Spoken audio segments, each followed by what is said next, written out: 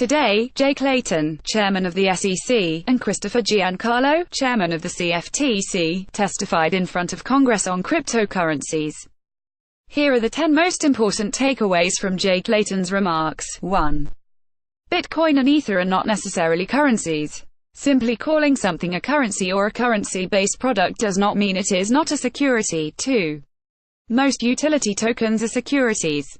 Merely calling a token a utility token or structuring it to provide some utility does not prevent the token from being a security. 3. Therefore, most ICOs are the sale of securities. By and large, the structure of ICOs that I have seen involve the offer and sale of securities and directly implicate the securities registration requirements. 4.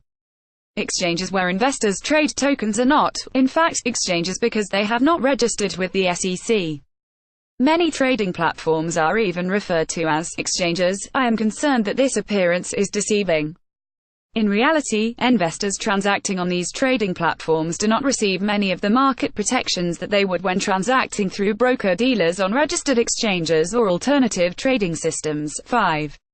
No ICOs have been registered with the SEC, and the SEC has not approved any exchange-traded funds or other assets related to cryptocurrencies. If any person today says otherwise, investors should be especially wary. 6. ICOs to date have been vulnerable to digital hacks. 10% of proceeds generated by ICOs, or almost $400 million, have been lost to such attacks. 7. Anti-money laundering and know your customer laws must be implemented.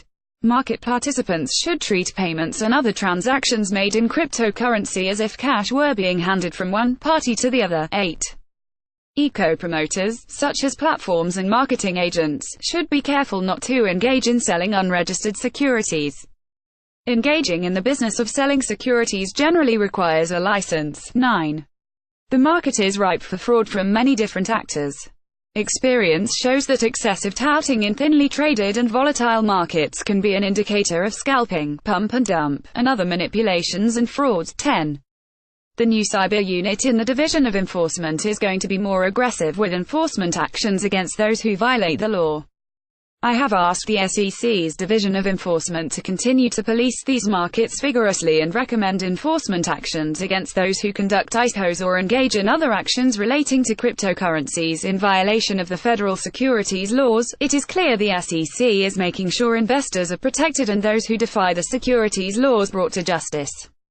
If you liked what you read, follow me to get notified when I publish new stories and hit the clap button so that others see this story.